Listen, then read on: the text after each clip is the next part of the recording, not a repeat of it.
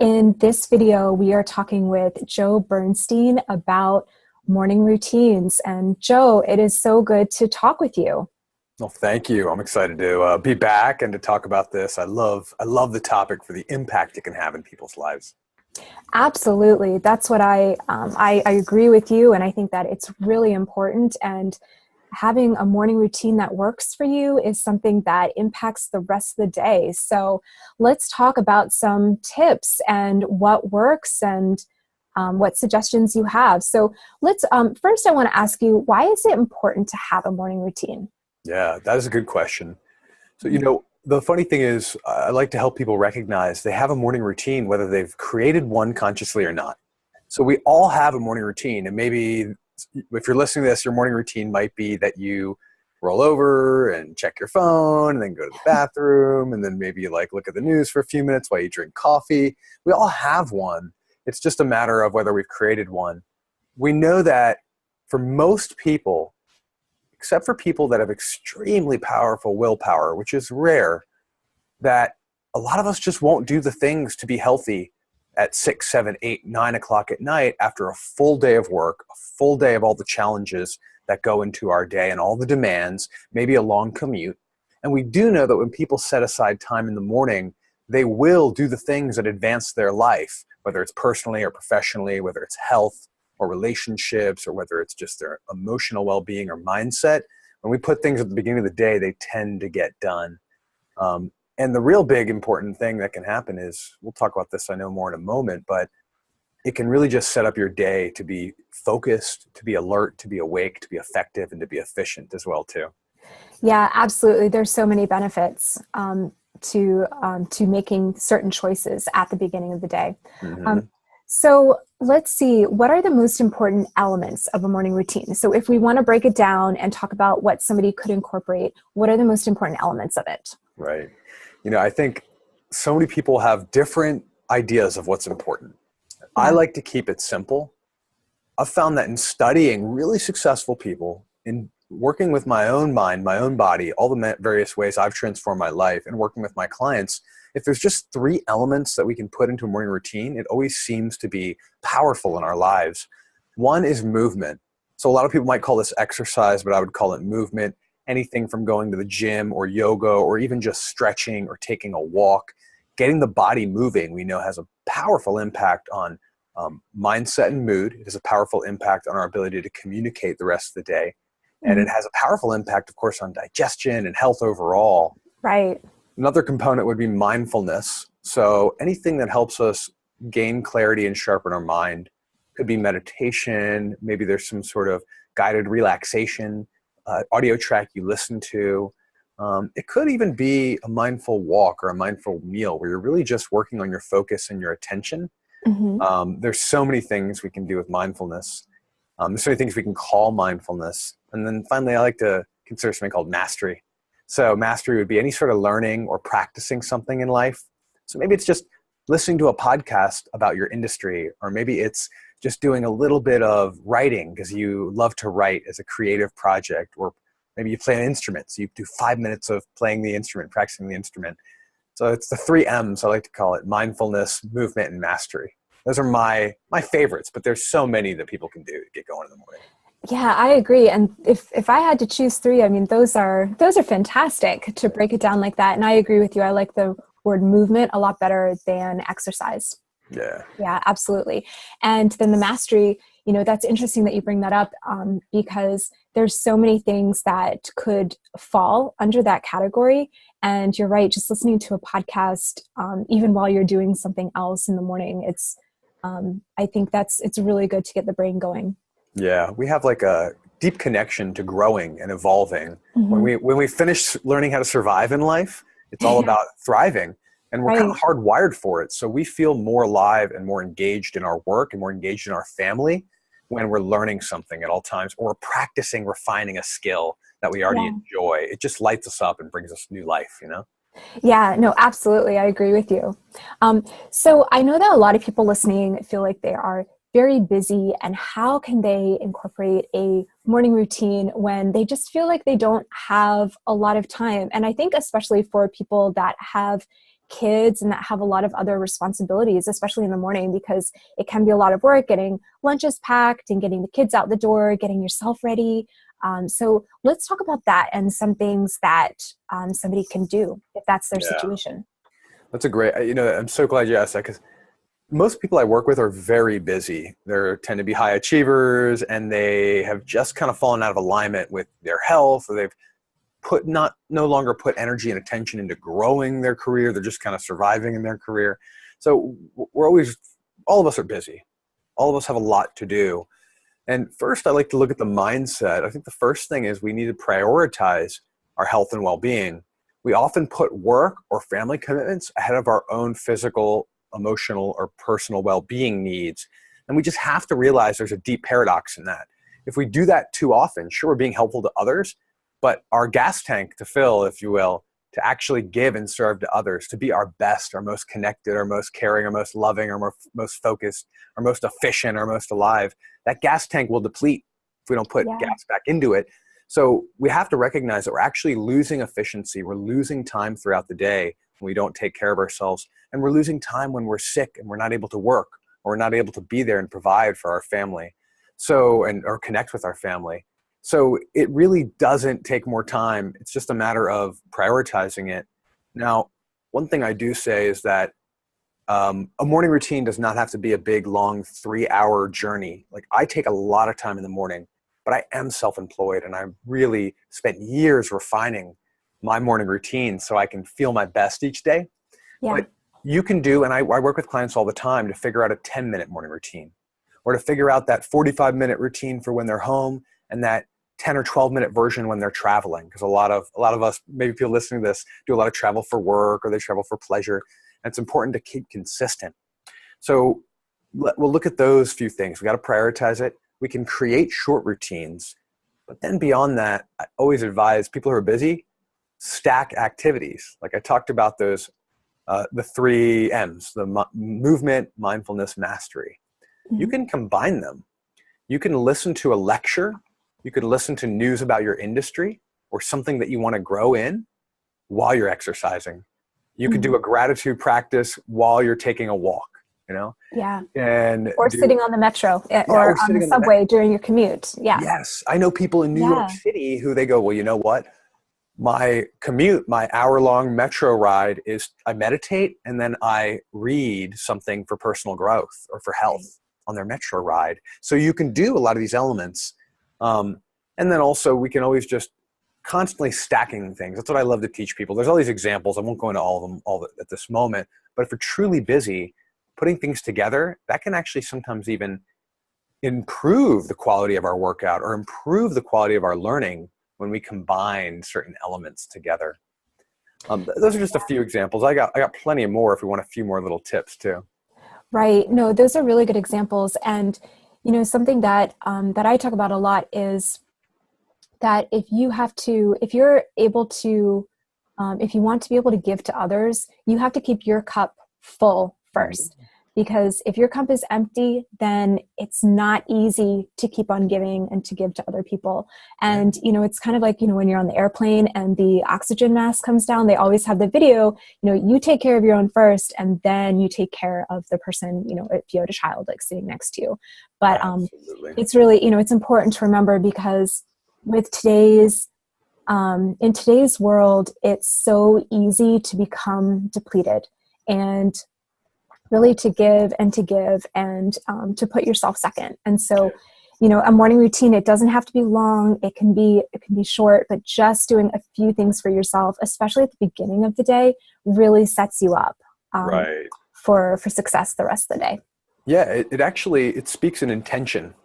When we take action for our own well-being in the day, we start to feel momentum, start to feel like, hey, I've succeeded already before I've walked out the door. Oh, yeah. And that mindset carries over into the rest of our day, into our work.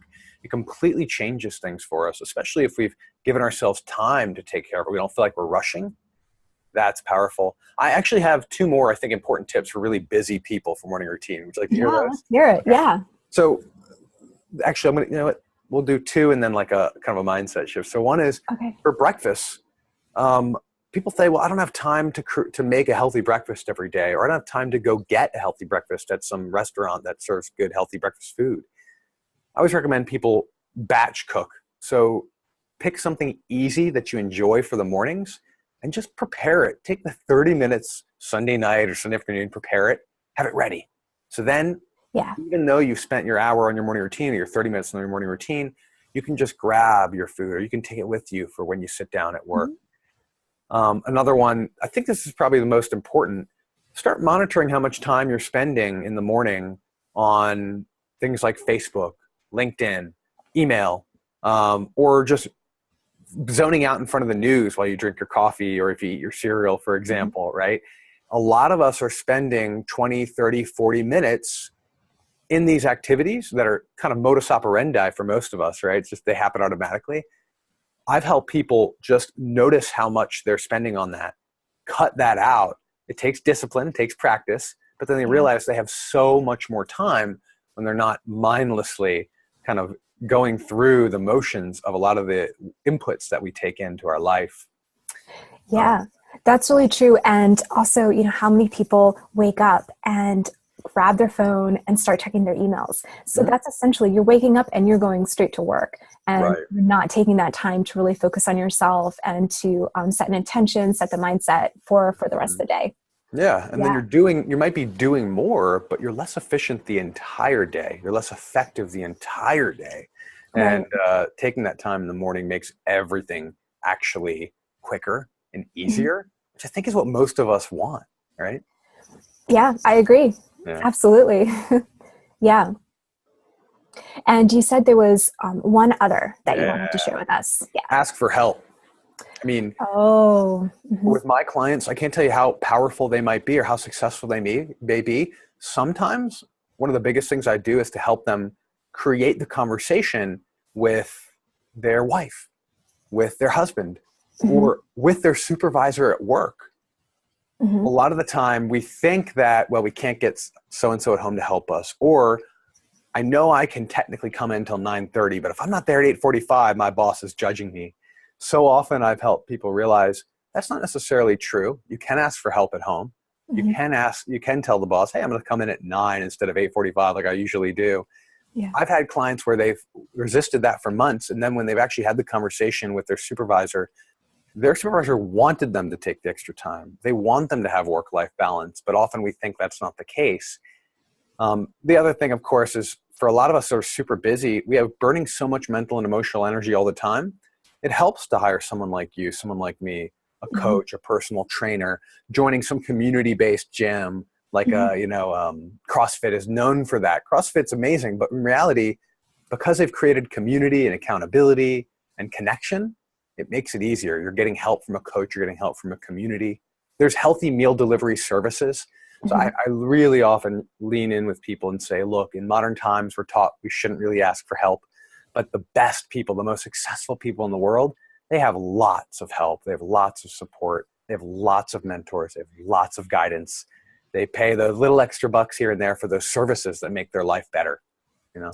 Yeah, that's so true. And taking the time to be able to ask for help, no matter who it's from, a family member, a professional, whoever that is, it really can increase the quality of your life. And they can be small changes, but they can make a really big difference. Yeah, I love it. I think that's the hidden secret of high performers. They often have lots and lots and lots and lots of support, but we don't see that back end of their success. Yeah, true. And another thing I wanted to mention about, I know we've spoken about this before, is about the healthy morning routine, is it really starts the evening before. Because if you are going to bed late at night and then you are tired the next morning and you need to sleep that extra half hour, then there goes your morning routine. And so, what some people do is they set an alarm the night before that tells them, okay, now I need to start getting ready for bed. And this is when I want to go to bed. They have it all planned out. And this is how many hours of sleep I'm going to get so I can get up at this time. And so then I have this much time for a morning routine, whatever you plan, whether it's half an hour, 5 minutes, 10 minutes, whatever it is. But planning in advance so you're not rushed during that time that makes a big difference. Yeah, it really does. And actually, I think there's a couple more like quick tips that I'll Yeah. share. And one of Yeah. them is around that, because that's one of those things that I'm working with people on morning routine. And then I eventually discover, wait a second, their evenings are so chaotic that they lay in bed thinking at night for an hour, trying to fall asleep. Right. They're going to bed late after trying to unwind with TV, and their mind is still going. So they're not getting quality of sleep or quantity of sleep. And therefore in the morning, they feel like they need every last drop of rest. And when they do get up, they don't have the energy to execute something like meditation or exercise. Yeah, I hear you. Right. And then so everything is rushed, and that makes it different. And it definitely sets a different tone for the rest of the day. Yeah. Yeah, absolutely. That's a really good tip. Yeah. Well, let's see. Is there anything else that you wanted to mention before we wrap up? Yeah, I think that it's important to remember to build things like this in increments. Mm-hmm. The one big challenge I see is that people get all excited, they get all motivated, they have some precipitating event that makes them say, I got to make a change. And then they try and go, 0 to 60. So I always recommend that people slowly integrate a morning routine. We talked about waking up. Wake up earlier in small increments. I can't tell you how many times people contact me and they're like, Joe, I want to wake up at 5 a.m. And I'm like, great, what time are you waking up? Like 7:45, and I'm leaving for work at 8:15. We're not going to do that. So I would say shift your wake up time by 15 minutes. Maybe every week you shift back 15 minutes. That'll naturally change your sleep cycle at night. You'll get tired earlier. It'll start to kind of change your circadian rhythm slowly back to its natural state. So I always like to recommend that. Little things for mindfulness, when people haven't done any meditating or mindfulness work, there's so many tools out there now. I think Headspace is a great app that people can download. They can try it, a 10-day trial for free. And it's so simple to get you into a practice. I wish I had found that. I started on my own, but then found that a couple years in, and I recommend it all the time. Yeah. And then, of course, with exercise, same idea. If you're not exercising much, just start with a 10-minute walk or a quick stretching routine and maybe a few body weight workouts. Eliminate the barriers with like time, money that I might spend on a gym, commuting to a gym or commuting to an hour-long workout class, or being afraid of stepping into the gym because you haven't been in years and you feel out of shape. Eliminate those barriers. So start with something small, start with something at home. Unless you need a team around you, then get into something with like an exercise class with a commitment where you pay up front, Right. So those are some of the simple tips as well. Just little ideas to get going, little changes people can make. Yeah. Or, just walking around the block before breakfast, or calling a neighbor and having, a walking buddy in the morning. It's, whatever fits into your schedule and your lifestyle. And I wanted to also mention 2 other apps for meditation. If somebody's just getting into it, there's one called Take a Break, and there's another one called Calm, which are both good as well, just like Headspace. Awesome. Yeah. Thank you. I'm going to check out Calm. I saw something about that the other day, so that's a good reminder. Yeah, they're great as well. And then I really like the tip, start small. Make small changes one by one, because that's really how any lasting change is going to last. You can add in one thing after another. Yeah. And get support. Like you said, maybe a neighbor that can be a walking buddy, accountability buddy. I honestly think, why not hire someone? Because what happens is we try and change quickly and we're not at the right pace. So having some people around us to help us go slow is really important. And then there's also this dynamic tension and change. It's like a rubber band. We push and push and push and try and change. And without that support saying, all right, you're almost there, you got this, when it gets hard is when you're about to break through to something different. And we tend to snap back and like a rubber band without some support. So I can't lean into that advice enough. Yeah, I think that's really great advice. And I think that, having that support in whatever form it comes in for you, and starting small. And I love the 3 tips. So let's go over them. The 3 M's again. Yeah, absolutely. Yeah, that we spoke about in the beginning. Right. Movement, mindfulness, and mastery. So some sort of physical movement, something mindful. Doesn't have to be a deep meditation. It could be those like adult coloring books that are really mindful based. You know, there's so Yeah. many options. And then mastery, just learn something, engage the mind in something you enjoy, that you want to learn, or that you want to practice every morning. It just takes us into this space of learning and growth mindset that helps us be the best each day. Yeah, that's fantastic. Thank you so much for sharing those tips, and I think that those are really wonderful for everybody. Oh, you're very welcome. Thank Yeah, you for having me. thank you so much.